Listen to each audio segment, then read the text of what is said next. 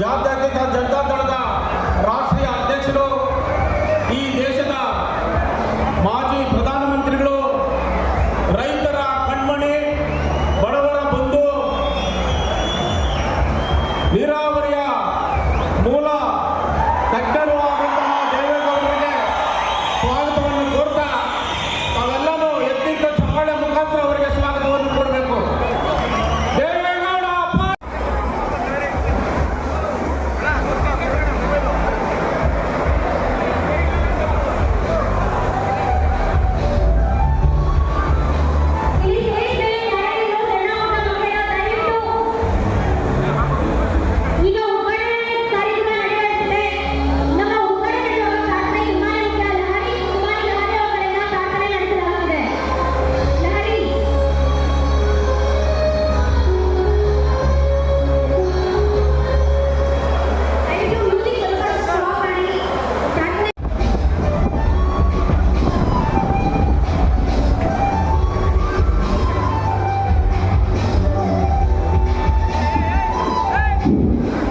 ಪ್ರಜೆಗಳು ಯಾವುದೇ ಕಾರಣಕ್ಕೂ ಕೂಡ ಒಂದು ಸಣ್ಣ ಹಾನಿಯಾಗದಂತೆ ವಾಪಸ್ಸು ನನ್ನ ದೇಶಕ್ಕೆ ಕಳಿಸಬೇಕು ಅಂತ ಹೇಳಿದಾಗ ಅವರು ಯುದ್ಧವನ್ನು ನಿಲ್ಲಿಸಿ 3,000 ಜನರನ್ನ ಸುರಕ್ಷಿತವಾಗಿ ಭಾರತ ದೇಶಕ್ಕೆ ವಿಶೇಷ ವಿಮಾನಗಳ ಮೂಲಕ ವಾಪಸ್ ಕಳಿಸಿರ್ತಕ್ಕಂಥದ್ದನ್ನ ಇವತ್ತು ನಾವು ಕಾಣಬಹುದು. ಅದಕ್ಕಾಗಿ 3ನೇ ಬಾರಿಗೆ ನರೇಂದ್ರ ಮೋದಿ ಅವರನ್ನ ಪ್ರಧಾನಮಂತ್ರಿಗಾಗಿ ಮಾಡಬೇಕಾಗಿದೆ. ಇವತ್ತು ದೇಶದ ಅಭಿವೃದ್ಧಿ ವಿಚಾರದಲ್ಲಿ ಸ್ವಾತಂತ್ರ್ಯ ಬಂದಾಗಲಿಂದ 91,000 ಕಿಲೋಮೀಟರ್ ರಾಷ್ಟ್ರೀಯ ಹೆದ್ದಾರಿಗಳು ನಿರ್ಮಾಣ ಮಾಡಿರ್ತಕ್ಕಂಥದ್ದು. 2014ರಿಂದ 2024ರವರೆಗೆ 55,000 ರಾಷ್ಟ್ರೀಯ ಹೆದ್ದಾರಿ. ನರೇಂದ್ರ ಮೋದಿ ಅವರಿಗೆ ಇವತ್ತು 17 ಏಮ್ಸ್ಗಳನ್ನ ಸ್ಥಾಪನೆ ಮಾಡಿದ್ದಾರೆ ಅಂತ ಹೇಳಿದ್ರೆ ಇವತ್ತು ನರೇಂದ್ರ ಮೋದಿ ಅವರನ್ನ ನಾವು ಸ್ಮರಿಸಬೇಕಾಗ್ತದೆ. ಶಿಕ್ಷಣ ಕ್ಷೇತ್ರದಲ್ಲಿ ದೊಡ್ಡ ಮಟ್ಟದಲ್ಲಿ ಒಂದು ಕ್ರಾಂತಿಕಾರಿ ಬದಲಾವಣೆಯನ್ನು ತಂದಿದ್ದಾರೆ. ಇವತ್ತು ಕಳೆದ 11 ತಿಂಗಳ ಹಿಂದೆ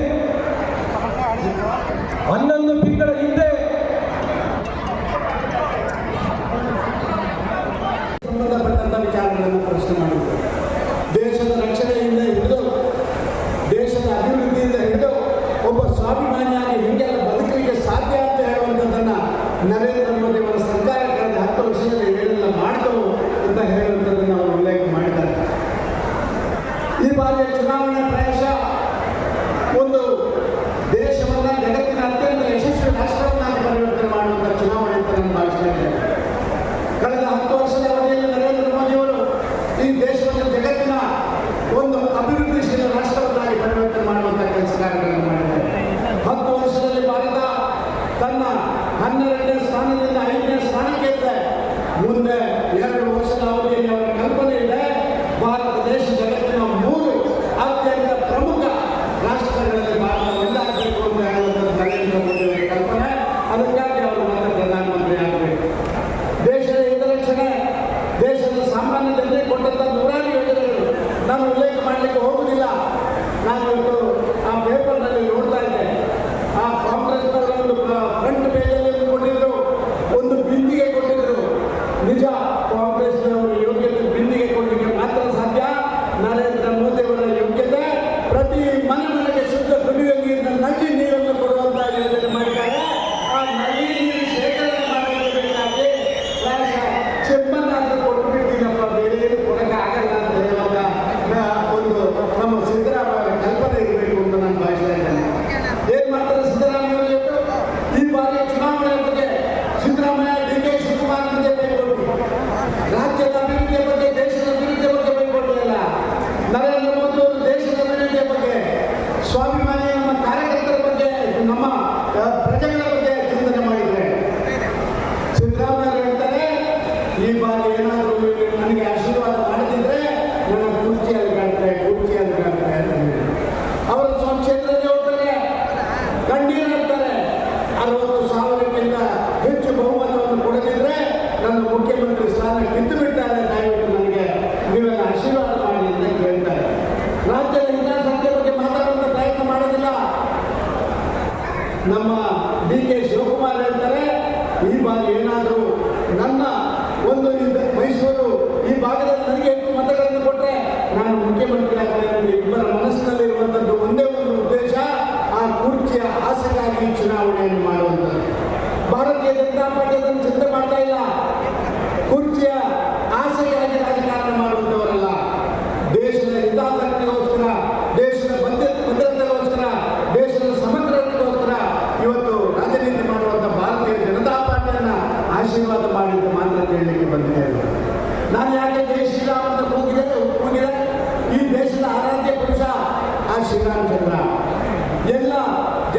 ಮತ ಪಂಗಡಕ್ಕಿಂತ ಮೇಲೆ ನಿಂತು ನಮ್ಮ ಸಂಸ್ಕೃತಿ ಸಂಸ್ಕಾರವನ್ನು ಜಗತ್ತಿಗೆ ತೋರಿಸಿಕೊಟ್ಟಂಥ ಆದರ್ಶ ಪುರುಷ ಶ್ರೀರಾಮ.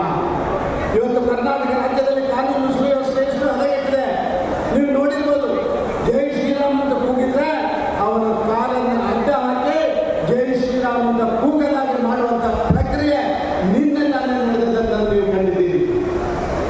ಬೇರೆ ಬೇರೆ ಕಡೆ ನಡೆಯುವಂಥ ಕೊನೆ ಸುಲಿಗೆ ಇದೆಲ್ಲವನ್ನು ನಾವು ನೋಡ್ತಾ ಇದ್ದೇವೆ. ಇವತ್ತು ರಾಜ್ಯದಲ್ಲಿ ಕಾನೂನು ಸುವ್ಯವಸ್ಥೆ ಪೂರ್ಣ ಹದಗೆಟ್ಟದನ್ನು ಕಂಡಿದ್ದೇವೆ. ರಾಜ್ಯದ ಆ ವಿಚಾರಗಳಿಗೆ ಬದ್ಧತೆ ಇರುವಂತಹ ರಾಜನೀತಿಯನ್ನ ಇವತ್ತು ಈ ರಾಜ್ಯದಲ್ಲಿ ಆಡಳಿತ ಮಾಡ್ತಾ ಇರುವಂತಹ ಮುಖ್ಯಮಂತ್ರಿಗಳಾಗಲಿ ಉಪಮುಖ್ಯಮಂತ್ರಿಗಳಾಗಲಿ ಮಾಡದಿರುವಂಥದ್ದು ದುರ್ದೈವ ಅಂತ ನಾನು ಭಾವಿಸ್ತಾ ಇದ್ದೇನೆ. 10 ತಿಂಗಳ ಹಿಂದೆ ರಾಜ್ಯದಲ್ಲಿ ಅಧಿಕಾರಕ್ಕೆ ಬಂದಂತ ಸಿದ್ದರಾಮಯ್ಯ ಮತ್ತು DK ಶಿವಕುಮಾರ್ ಅಧಿಕಾರದ ಅಮಲಿನಲ್ಲಿ ಮೈಮರೆತಿರುವಂಥದ್ದು ನಾವು ಕಂಡಿದ್ದೇವೆ. ಮುಖ್ಯಮಂತ್ರಿಯವರಿಗೆ ರೈತರ ಗ್ಯಾರಂಟಿಗೆ ಅವರು ಕೊಟ್ಟಿಲ್ಲ ಹೇಳ್ರಿ, ಏನಿಲ್ಲ. ಇವತ್ತು ಇಡೀ ಕರ್ನಾಟಕದಲ್ಲಿ ಬರಗಾಲ ಇದೆ. ಇಡೀ ನಿಮ್ ಬೀದರ್ ಹಿಡ್ಕೊಂಡು ಕೋಲಾರವರೆಗೆ ರೈತರು ತೊಂದರೆದಲ್ಲಿದ್ದಾರ. ಇವತ್ತು ಅಂಥವ್ರಿಗೆ ಏನ್ ಮಾಡಿದ್ರೆ ಹೇಳ್ರಿ, ಇವತ್ತು ಏನಾದ್ರು ದುಡ್ಡು ಕೊಟ್ಟ ಇಲ್ಲ. ಹಾಗಾಗಿ ಇವತ್ತು ಕುಮಾರಸ್ವಾಮಿ ಅವರು ಮುಖ್ಯಮಂತ್ರಿ ಇದ್ದಾಗ ನಾನೇ ಕೋಆಪರೇಟಿವ್ ಮಿನಿಸ್ಟರ್ ಇದ್ದೆ. ಎಲ್ರಿಗೂ 1 lakh cooperative bank, 2 lakh national bank, 25,000 ಕೋಟಿ ಮನ್ನಾ ಮಾಡಿದಂತ ಇತಿಹಾಸವಿದೆ. ಅವತ್ತು ಕುಮಾರಸ್ವಾಮಿ ಅವರು ನಿಂತರ ಕೇಂದ್ರ ಸರ್ಕಾರ ಕೊಟ್ಟು ಮಾಡಿ ತೋರಿಸಿದ್ದಿಲ್ಲ, ತಮ್ಮ ಪಕ್ಕದಿಂದ ಕೊಟ್ಟಿದ್ದಾರ. ಇವತ್ತು ನಿಮಗೇನಾಗಿದೆ ಬಂಧುಗಳೇ, ಇವತ್ತು ಈ ಕಾಂಗ್ರೆಸ್ ಸರ್ಕಾರ ದಿವಾಳಿ ಎದ್ದೋಗಿದೆ. ದಿವಾಳಿ, ಇವ್ರ ಹತ್ರ ದುಡ್ಡೇ ಇಲ್ಲ, ಬರೀ ಮಾತುಗಳಿದಾವ. ಅದಕ್ಕೆ ನೀವು ಹುಷಾರಾಗಿ. ನಿನ್ನೆ ನೋಡಿದೆ ನಾನು, ಒಬ್ಬರು ನಮ್ಮ ಸಮಾಜದ ಮಂತ್ರಿಗಳು, ಕುರು ಸಮಾಜ ಮಂತ್ರಿಗಳು ಇಲ್ಲಿ ಬಂದು ನಮ್ಮ ಸಮಾಜದವರಿಗೆ ಹೇಳ್ತಾ ಇದ್ದಾರ, ನೀವು ಹಾಕ್ರಿ, ಇಲ್ಲ ಅಂದ್ರೆ ಸಿದ್ದರಾಮಯ್ಯ ಅವ್ರ ಕುರ್ಚಿ ಡಗಡಗ ಅನ್ನುತ್ತೆ ಅಂತೇಳಿ. ಮಂತ್ರಿಗಳೇ, ಈ ಎಲೆಕ್ಷನ್ ಸಿದ್ದರಾಮಯ್ಯ ಅಲ್ಲ, ಮೋದಿ ಅವರಿಗೆ, ರಾಹುಲ್ ಗಾಂಧಿ ಅವರಿಗೆ. ಇವತ್ತು ಸನ್ಮಾನ್ಯ ದೇವೇಗೌಡರು ಇವತ್ತು ಕರ್ನಾಟಕದಲ್ಲಿ ಏನಲ್ಲ, ಇವತ್ತು JDS ಮತ್ತು BJP ಒಂದಾಗಿ ಇವತ್ತು ಹೋಗ್ತಾ ಇದೆ. ಹಾಗಾಗಿ ನಮ್ಮ ಸಮಾಜ, ಸ್ಪೆಷಲಿ ಕುರುಬ ಸಮಾಜದವರಿಗೆ ನಾನು ಹೇಳಕ್ ಬಯಸ್ತೀನಿ, ನಾವು ನಮ್ಮ ಸಪೋರ್ಟು ಮೋದಿಯವರ ಜೊತೆ ಇರಬೇಕು. ನಾವು ಇವತ್ತು ಸುಮಾರು ಕರ್ನಾಟಕದಲ್ಲಿ ಇವತ್ತು ನಮ್ಮ ಜನಾಂಗ ಮೋದಿಯವರ ಸಪೋರ್ಟ್ನಲ್ಲಿ ಇದೆ. ಯಾಕಂದ್ರೆ ಮುಂದಿನ ದಿನಗಳಲ್ಲಿ ಸನ್ಮಾನ್ಯ ದೇವೇಗೌಡರ ನೇತೃತ್ವದಲ್ಲಿ ಬಹಳಷ್ಟು ನಮಗೆ ಮೋದಿಜಿಯವರು ಕಡೆ ಹೋಗಿ ಕೆಲಸ ಮಾಡ್ಕೋಬೇಕಾಗಿದೆ. ಅದಕ್ಕೆ ನಾನು ಹೆಚ್ಚಿಗೆ ಹೇಳೋದಿಲ್ಲ. ಮುಂದಿನ ದಿನಗಳಲ್ಲಿ ಒಳ್ಳೆಯದಾಗುತ್ತೆ. ಕಮಲಕ್ಕೆ ಏನದಲ್ಲ, ತಾವು ಓಟ್ ಹಾಕಬೇಕು ಅಂತ ಹೇಳಿ ಇವತ್ತು ನಾನು ಮಹಿಳೆ ಇವತ್ತು ಒಟ್ಟಿಗೆ ಸೇರಿ ನಾವು ನಡೀತಾ ಇದ್ದೇವೆ. ಇಲ್ಲಿ ಕೋಲಾರದಲ್ಲಿ ನಮ್ಮ JDSನ ಅಭ್ಯರ್ಥಿ NDA ಅಭ್ಯರ್ಥಿಯವರು ನಿಂತಿದ್ದಾರೆ. ಚುನಾವಣೆಯಲ್ಲಿ ತಲೆಹೊತ್ತ ಮೇರೆಗೆ ಮತವನ್ನು ಹಾಕೋದ್ರ ಮುಖಾಂತರ ಮೋದಿ ಅವರಿಗೆ, ದೇವೇಗೌಡರಿಗೆ ನಾವು ಗೌರವವನ್ನು ಸಲ್ಲಿಸಬೇಕಾಗಿದೆ. ನಾವು ಮನೆ ಮನೆಗೆ ಹೋಗಬೇಕು, ನಾವು ಹೇಳಬೇಕಾಗಿದೆ. ಅನೇಕ ಕಡೆಗಳಲ್ಲಿ ಕಾಂಗ್ರೆಸ್ನವರು ತಪ್ಪು ದಾರಿಗೆ ಹೇಳುವಂತ ಕೆಲಸವನ್ನ ಮಾಡ್ತಾರೆ. ಅವ್ರು ಮಾಡೋದೇ ಇವತ್ತು ತಪ್ಪು. ನೆನ್ನೆ ದಿವಸ ಮಾದೂರಲ್ಲಿ ಕಾರ್ಯಕ್ರಮವನ್ನ ಸನ್ಮಾನ್ಯ ರಾಹುಲ್ ಗಾಂಧಿ ಅವರು ಯಾವ ಕೈಯಲ್ಲಿ ಉದ್ಘಾಟನೆ ಮಾಡಿದ್ರು, ಯಾವ ಕೈಯಲ್ಲಿ ಮಾಡಿದ್ದಾರೆ, ಎಡಗೈಯಲ್ಲಿ ದೀಪ ಹಚ್ಚುವಂತ ಕೆಲಸ ಮಾಡಿದ್ರು. ಇಂಥ ಇಡೀ ವಯಸ್ಸಿನಲ್ಲಿ ದೇವೇಗೌಡರು ಮೇಲೆ ಬಂದು ದೀಪವನ್ನು ಬಲಗೈಯಲ್ಲಿ ಹಚ್ಚಿ ಸ್ತ್ರೀಯರಿಗೂ ಕೂಡ ಅವಕಾಶವನ್ನು ಕೊಟ್ಟು, ಮಹಿಳೆಗೂ ಅವಕಾಶವನ್ನು ಕೊಟ್ಟು ದೀಪ ಹಚ್ಚುವಂತ ಕೆಲಸವನ್ನ, ಜ್ಯೋತಿ ಬೆಳಗಿಸುವಂತ ಕೆಲಸ ಮಾಡಿದ್ರೆ, ರಾಹುಲ್ ಗಾಂಧಿ ಎಡಗೈ ನಮ್ಮ ದೇಶದ ಸನಾತನ ಧರ್ಮಕ್ಕೆ ಎಷ್ಟು ಅಪಮಾನ ಮಾಡ್ತಾ ಇದ್ದಾರೆ ಅನ್ನುವಂತಹದನ್ನ ನಾವು ತಿಳ್ಕೊಳ್ಬೇಕಾಗಿದೆ. ಇವತ್ತು ಅವ್ರು ಹೇಳ್ತಾ ಇದ್ದಾರೆ, ಸೈದ್ಧಾಂತಿಕವಾಗಿರ್ತಕ್ಕಂಥ ಹೋರಾಟವನ್ನು ನಾನು ಮಾಡ್ತಾ ಇದ್ದೇನೆ. ಸೈದ್ಧಾಂತಿಕ ಹೋರಾಟ BJP ವಿರುದ್ಧ, NDA ವಿರುದ್ಧ ನಾನು ಆಂದೋಲನವನ್ನು ಪ್ರಾರಂಭ ಮಾಡಿದ್ದೇನೆ ಅಂತ ಹೇಳ್ತಾ ಇದ್ದಾರೆ. ಯಾವ ಆಂದೋಲನ ಸ್ವಾಮಿ? ಮತ್ತೆ JDS ಮೈತ್ರಿಕೂಟದ ಆಗಿದ್ದಾದ್ಮೇಲೆ ನಮಗಿಂತ ಹೆಚ್ಚಿಗೆ JDS ಪಕ್ಷದ HD ದೇವೇಗೌಡ ಸಾಹೇಬರು, ಕುಮಾರಣ್ಣವರು, ನಮ್ಮ ಕೃಷ್ಣಾರೆಡ್ಡಿರವರು, ಸನ್ಮಾನ್ಯ ನರೇಂದ್ರ ಮೋದಿಯವರು ದೇಶಕ್ಕೆ ಕೊಟ್ಟಿರ್ತಕ್ಕಂಥ ಯೋಜನೆಗಳ ಬಗ್ಗೆ ಎಳೆಯಾಗಿ ಹೇಳ್ತಾ ಇದ್ದಾರೆ.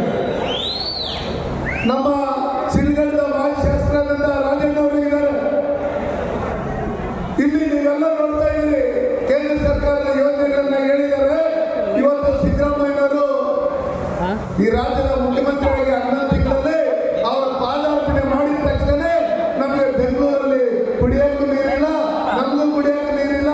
ಇವತ್ತು ಕತ್ತಲ ಬಗ್ಗೆ ಇನ್ನೊಂದು ಮತ್ತೊಂದು ಆ ದಟ್ಟ ದರಿದ್ರ ಕಾಂಗ್ರೆಸ್ ಬಂದಿಲ್ಲ ಅಂದಮೇಲೆ ಇವತ್ತು ಯಾವ ರೀತಿ ಅಭಿವೃದ್ಧಿ ಅನ್ನೋದು ಕುಂಠಿತಾಗಿದೆ ಅಂತೇಳಿ ನೀವು ನೋಡ್ತಾ ಇದ್ದೀರಿ. ನಮ್ಮಲ್ಲಿ ಸನ್ಮಾನ್ಯ ನರೇಂದ್ರ ಮೋದಿ ಪ್ರಧಾನಮಂತ್ರಿ ಆಗಿದೆ ಅಂದಮೇಲೆ ಈ ದೇಶಕ್ಕೆ ಕೊಟ್ಟಿರ್ತಕ್ಕಂಥ ಕೊಡುಗೆಗಳ ಬಗ್ಗೆ ಅನೇಕ ನಾಯಕರು ಹೇಳಿರೋದ್ರಿಂದ ಈ ಕೋಲಾರ ಜಿಲ್ಲೆಗೆ ಸನ್ಮಾನ್ಯ ನರೇಂದ್ರ ಮೋದಿ ಅವರು ಕೊಟ್ಟಿರ್ತಕ್ಕಂಥ ಕೊಡುಗೆಗಳು, ದೇವೇಗೌಡ ಸಾಹೇಬರು ಕೊಟ್ಟಿರ್ತಕ್ಕಂಥ ಕೊಡುಗೆಗಳು, ಸದಾನಂದ ಗೌಡರು ಕೊಟ್ಟಿರ್ತಕ್ಕಂಥ ಕೊಡುಗೆಗಳ ಬಗ್ಗೆ ನಾನು ಹೇಳಕ್ಕೆ ಇಷ್ಟಪಡ್ತೀನಿ. ಸನ್ಮಾನ್ಯ ವಾಜಪೇಯಿ ಅವರು ಪ್ರಧಾನಮಂತ್ರಿ ಆಗಿದ್ದಾಗ ಇವತ್ತೇನು ಕೋಲಾರದಿಂದ ನಮ್ಮ ಕೇರಳದಿಂದ ನಾವು ನಂಗ್ಲಿಕ್ಕೆ ಹೋದಂಥ ರಸ್ತೆ ಏನಿದೆ ಅದು ಚಂದ್ರಪದ ರಸ್ತೆಯನ್ನ ಮಾಡಿರ್ತಕ್ಕಂಥ ಕೀರ್ತಿ ಸನ್ಮಾನ್ಯ ವಾಜಪೇಯಿ ಸಾಹೇಬರು ಸೇರಬೇಕು. ಇವತ್ತು ಸನ್ಮಾನ್ಯ ನರೇಂದ್ರ ಮೋದಿ ಅವರು ಪ್ರಧಾನಮಂತ್ರಿ ಆಗಿದ್ದಾದ್ಮೇಲೆ ಇವತ್ತು ಹಳ್ಳಿಯಲ್ಲಿ ನಲ್ಲಿ ಮುಖಾಂತರ ನೀರು ಕೊಡೋದಕ್ಕೆ ನೀವು ನನ್ನನ್ನು ಸಂಸದನಾಗಿ ಆಯ್ಕೆ ಮಾಡಿದಾದ್ಮೇಲೆ 1880 ಕೋಟಿ ಹಣ ತಂದು ಇವತ್ತು ಮನೆ ಮನೆಗೆ ನಲ್ಲಿ ಮುಖಾಂತರ ನೀರು ಕೊಡೋದಕ್ಕೆ ಕೆಲಸಗಳನ್ನು ಮಾಡಿದ್ದೀನಿ. ಇವತ್ತು ಹೆಣ್ಮಕ್ಳು ಮಾನ ಪ್ರಾಣ ಕಾಪಾಡಬೇಕಂತ ಹೇಳಿ ಇವತ್ತು ಪ್ರತಿಯೊಂದು ತಾಲೂಕಲ್ಲೂ 25,000 ಶೌಚಾಲಯಗಳನ್ನ ಕೊಟ್ಟಿರ್ತಕ್ಕಂಥ ಕೀರ್ತಿ ಸನ್ಮಾನ್ಯ ನರೇಂದ್ರ ಮೋದಿ ಅವರಿಗೆ ಸೇರಬೇಕು. ಇವತ್ತು ಸನ್ಮಾನ್ಯ ಸದಾನಂದ ಗೌಡರು ಮುಖ್ಯಮಂತ್ರಿಗಳಾಗಿದ್ದಂಥ ಸಂದರ್ಭದಲ್ಲಿ ಈ ಎತ್ತಿನಹೊಳೆ ಪ್ರಾಜೆಕ್ಟ್ಗೆ ಅವರು ಹಣ ಬಿಡುಗಡೆ ಮಾಡಿರ್ತಕ್ಕಂಥ ಕೀರ್ತಿ ಭಾರತೀಯ ಜನತಾ ಪಾರ್ಟಿಗೆ ಮತ್ತೆ ಸದಾನಂದ ಗೌಡರಿಗೆ ಸೇರಬೇಕು. ಅದಾದ್ಮೇಲೆ ಇವತ್ತೇನು ನಮ್ಮ ಕೋಲಾರ ಜಿಲ್ಲೆಯಲ್ಲಿ ಯರಗೋಳ್ ಡ್ಯಾಮ್ ಆಗಿದೆ. ಕುಮಾರಣ್ಣವರು ಮುಖ್ಯಮಂತ್ರಿಗಳಾಗಿದ್ದಂಥ ಸಂದರ್ಭದಲ್ಲಿ ಯಡಿಯೂರಪ್ಪ ಅವರು ಹಣಕಾಸು ಸಚಿವರಾಗಿದ್ದಂಥ ಸಂದರ್ಭದಲ್ಲಿ ಯರಗೋಳ್ ಡ್ಯಾಮ್ ಅನ್ನು ಕೊಟ್ಟಿರ್ತಕ್ಕಂಥದ್ದು. ಕಳೆದ ತಿಂಗಳು ನಿತಿನ್ ಗಡ್ಕರಿ ಅವರು ಮೈಸೂರು ಬಂದಂಥ ಸಂದರ್ಭದಲ್ಲಿ ಈ ಚಿಕ್ಕಬಳ್ಳಾಪುರದಿಂದ ಶಿಡ್ಲಘಟ್ಟ ಚಿಂತಾಮಣಿ, ಚಿಂತಾಮಣಿಯಿಂದ ಶ್ರೀನಿವಾಸಪುರದಿಂದ ಮುಳಬಾಗಿಲಿಂದ ಚೆನ್ನೈ ಎಕ್ಸ್ಪ್ರೆಸ್ ಕಾರಿಡಾರ್ಗೆ ಹೋಗುವಂತ ಈ 4 ಪಥದ ರಸ್ತೆಗೆ 2,800 ಕೋಟಿ ಹಣ ಬಿಡುಗಡೆ ಮಾಡಿರ್ತಕ್ಕಂಥದ್ದು ಭಾರತೀಯ ಜನತಾ ಪಾರ್ಟಿ ಸರ್ಕಾರದಲ್ಲಿ. ಇವತ್ತು ಚೆನ್ನೈ ಎಕ್ಸ್ಪ್ರೆಸ್ ಕಾರಿಡಾರ್ಗೆ ನಮ್ಮ ಮಕ್ಕಳಿಗೆ ಇಲ್ಲೇ ಕೆಲಸ ಮಾಡಬೇಕು ಅಂತ ಹೇಳಿ ನಾವೇನು ರಸ್ತೆಗಳನ್ನು ಡೆವಲಪ್ಮೆಂಟ್ ಮಾಡಬೇಕಂತ ಹೇಳಿ ದೇವನಹಳ್ಳಿಯಿಂದ ವಿಜಯಪುರದಿಂದ ಜಂಗಮಕೋಟೆಯಿಂದ ಎಕ್ಸ್ಟ್ರಾಸಿಂದ ವೇಮಗಲ್ಲಿಂದ ನರಸಾಪುರ, ಮಾಲೂರು, ಮೈಸೂರಿಗೆ 4 ಪಥದ ರಸ್ತೆಗೆ ಹಣ ಬಿಡುಗಡೆ ಮಾಡಿರ್ತಕ್ಕಂಥದ್ದು ಭಾರತೀಯ ಜನತಾ ಪಾರ್ಟಿ ಸರ್ಕಾರದಲ್ಲಿ. ಬಂಧುಗಳೇ, ನಿಮ್ಗೆಲ್ಲ ಗೊತ್ತು, ಟಾಯ್ಲೆಟ್ ಕೊಟ್ಟಿರ್ತಕ್ಕಂಥ ಸನ್ಮಾನ್ಯ ನರೇಂದ್ರ ಮೋದಿ ಅವರು ಸನ್ಮಾನ ಮುಖ್ಯಮಂತ್ರಿ ಎಲ್ಲ ಕಡೆ ಹೇಳ್ತಾ ಇದ್ದಾರೆ.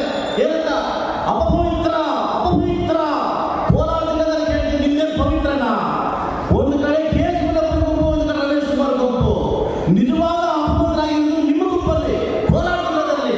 ಒಂದು ಕಡೆ ಇವ್ರ ಗುಂಪು, ಇನ್ನೊಂದು ಕಡೆ ಒಂದು ಅವ್ರು ಸೇರಲ್ಲ, ಇವ್ರು ಸೇರಲ್ಲ, ಅವ್ರು ಸೇರಲ್ಲ. ನಿಮಗೆ ಸನ್ಮಾನ ಗೊತ್ತಿರಲಿ, ಮಹಾನ್ ನಾಯಕರು ಎಲ್ಲ ಎಮ್ಮೆಲ್ಲೆಗಳು ಈ ಕ್ಷೇತ್ರದ ಸಚಿವರು ರಾಜೀನಾಮೆ ಕೊಡಕ್ಕೆ ಹೋಗಿದ್ರು. ಏನಕ್ಕೆ? ನೀರಿಗೋಸ್ಕರ ಅಲ್ಲ, ರೈತರಿಗೋಸ್ಕರ ಅಲ್ಲ, ನಮ್ಮ ಬದುಕೋಸ್ಕರ ಅಲ್ಲ, ಅವ್ರ ಸ್ವಾರ್ಥಕ್ಕೋಸ್ಕರ ರಾಜೀನಾಮೆ ಕೊಡ್ತೀವಿ.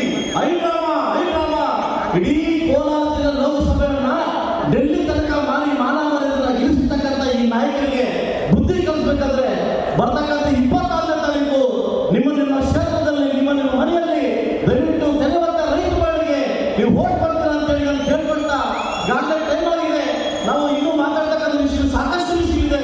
ತಮಗೆ ಗೊತ್ತಿರಲಿ, ಸಾಕಷ್ಟು ಜನ ಅವರ ಅಸ್ತ್ರ, ಅವರ ಇದು ಏನಂತಂದ್ರೆ ಒಂದು ಕಡೆ ಮುತ್ತಿಟ್ಟು ಇನ್ನೊಂದು ಕಡೆ ಮಣ್ಣಾಪುರು. ನಿಮ್ಗೆ ಗೊತ್ತಿರಲಿ, ಅವರ ಆಸ್ತಿ ಏನು? ಒಂದು ಕಡೆ ಮುತ್ತಿಟ್ಟು ಮುಸ್ಲಿಮ್ಸ್ ಅವರು, ಇನ್ನೊಂದು ಕಡೆ ಮಣ್ಣಾಪುರು. ಇವರು SC ಅವ್ರಿಗೆ ಏನು ಆಸ್ತಿ ಇದೆ?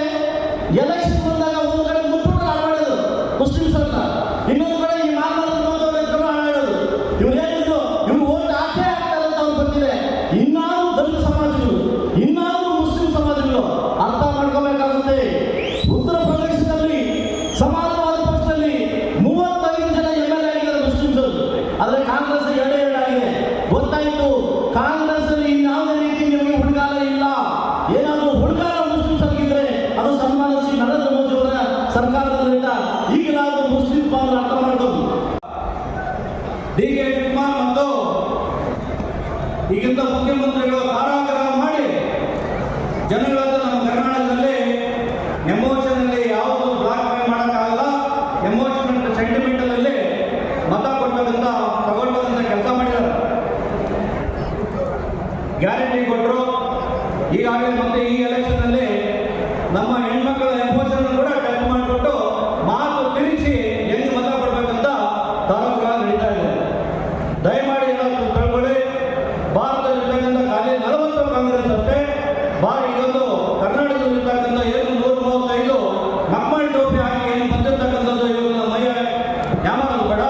ದಯಮಾಡಿ ಈ ಬಾರಿ ನಮ್ಮ ಭಾರತದ ಭವಿಷ್ಯ ನಮ್ಮೆಲ್ಲರ ಕೈಯಲ್ಲಿದೆ. ಏನು 26ನೇ ತಾರೀಕು ಏನು ನಡೀತಕ್ಕಂಥದ್ದು ನಮ್ಮ ದೇಶದ ಭವಿಷ್ಯ. ದಯಮಾಡಿ ಮನೆ ಮನೆಗೂ ಏನು ಇವತ್ತು ಯಾವ ಚಿಹ್ನೆಗೆ ನಾವು ಮತ ಕೊಡಬೇಕು ಅಂತಕ್ಕಂಥ ತೀರ್ಮಾನ ಆಗಿದೆ. ಯಾರು ಮನೆಯಲ್ಲಿ ಇವತ್ತು ಎಲ್ಲ ಮತ ಮಾಡಿ ಬೆಂಬಲಿಸಿ ಗೆಲ್ಲಿಸ್ಬೇಕಂತ ಈ ಒಂದು ಮತ ಆಡಳಿತ ಅವಕಾಶ ಕೊಟ್ಟಂತ ಎಲ್ಲರಿಗೂ ನಮಸ್ಕಾರ. ನನಗೆ ಈಗ ವಯಸ್ಸು 91. ನಾನು ಈ ರಾಜ್ಯದ ಲೋಕಸಭಾ ಅಭ್ಯರ್ಥಿಗಳಲ್ಲಿ ನಿಂತಿರುವ 28 ಕ್ಷೇತ್ರದಲ್ಲಿ ಪ್ರವಾಸ ಮಾಡಬೇಕು ಅನ್ನುವ ನಿರ್ಧಾರ ಮಾಡಿದ್ದೇನೆ. 2 ಹಂತದಲ್ಲಿ ಚುನಾವಣೆ ಆಗಿದೆ. ಒಂದು 26ನೇ ತಾರೀಕು, ಇನ್ನೊಂದು ಮೇ 7ನೇ ತಾರೀಕು. ಇಲ್ಲಿ ನಡೆದಿರ್ತಕ್ಕಂಥ ಮಹಾನಗರ ನಿಮಗೆ ಸಾಕಷ್ಟು ರಾಜಕೀಯ ಅನುಭವ ಇದೆ. ನಾನು ಒಬ್ಬ ಸಾಮಾನ್ಯ ರೈತನಾಗಿ ಈಗ 62 ವರ್ಷದ ಹಿಂದೆ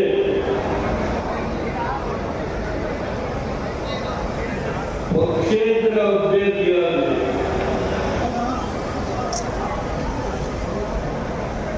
ನಾನು ವಿಧಾನಸಭೆಗೆ ಪ್ರವೇಶ ಮಾಡಿದೆ. ಚಿಂತಾಮಣಿ ಕೃಷ್ಣಾರೆಡ್ಡಿಯವರು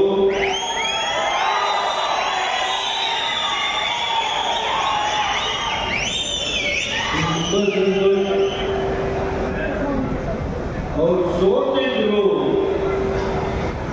ಅವ್ರ ಹೆಸರನ್ನು ಹೇಳಿ ತಕ್ಷಣ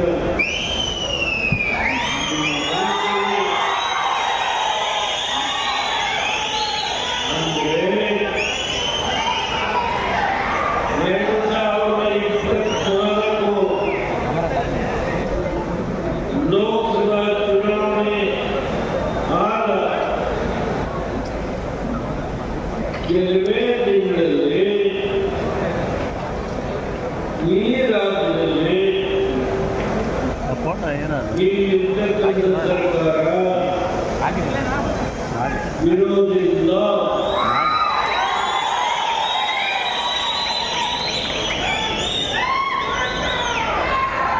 ನಾನು ಮಾತಾಡಬೇಕಾದ್ರೆ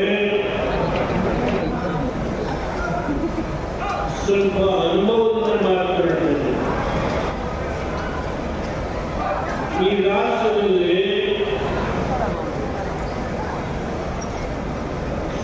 ಸ್ವಾತಂತ್ರ್ಯ ಬಂದ ಮೇಲೆ ಅಂಬೇಡ್ಕರ್ ಅವರು ಯಾವ ಸಂವಿಧಾನ ರಾಜ್ಯಾಂಗವನ್ನು ಬರೆದು ಈ ದೇಶಕ್ಕೆ ಹೇಗೆ ಆಡಳಿತವನ್ನು ನಡೆಸಬೇಕು ಅಂತ ಹೇಳಿ ಮಾರ್ಗದರ್ಶನ ಮಾಡುವಂತಹ ಭಾವ. ಆ ವ್ಯಕ್ತಿಯನ್ನ ಕಾಂಗ್ರೆಸ್ನವರು ಲೋಕಸಭೆಗೆ ಬರಲಿಕ್ಕೆ ಬಿಟ್ಟಿಲ್ಲ. ಇದರ ಪರಿಣಾಮ ಏನು? ಉತ್ತರ ಪ್ರದೇಶದಲ್ಲಿ ಪಂಡಿತ್ ಜವಾಹರ್ಲಾಲ್ ನೆಹರು 15 ವರ್ಷ ದೇಶ ಆಳಿದರು. ಅವರ ಮಗಳು ಇಂದಿರಾ ಗಾಂಧಿ 17 ವರ್ಷ ಆಳಿದರು.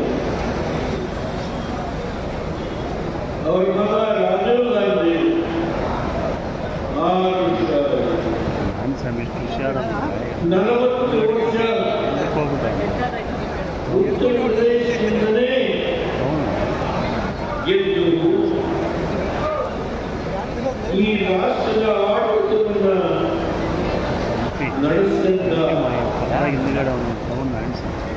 ಕಾಂಗ್ರೆಸ್ ಪಕ್ಷ ಏನಾಗಿದೆ ನಿನ್ನೆ ಅದು ಬಂದೆ ಕೋಲಾರಕ್ಕೆ ಬಂದಿತ್ತು. ಯಾರು ರಾಹುಲ್ ಗಾಂಧಿ ದೊಡ್ಡವರು. ಅವರು ಆಸ್ಪತ್ರೆಗೆ ಬಂದು Deve Gowda is the beating of military machinery.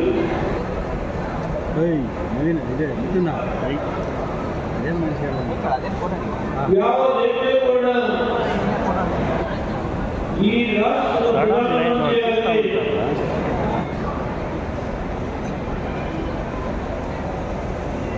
13 ಪಕ್ಷಗಳು ನಾವು ಜನತೆಯಿಂದ ಆಯ್ಕೆಯಾದ ಪ್ರಧಾನಮಂತ್ರಿಯಾದರು.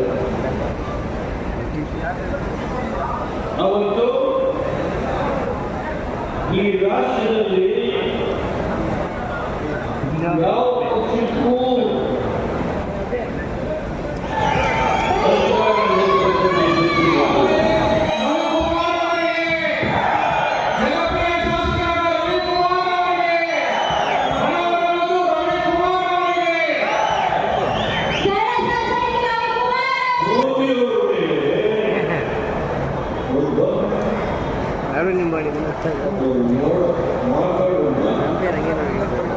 ನಮ್ಮ ಮುಖ್ಯಮಂತ್ರಿ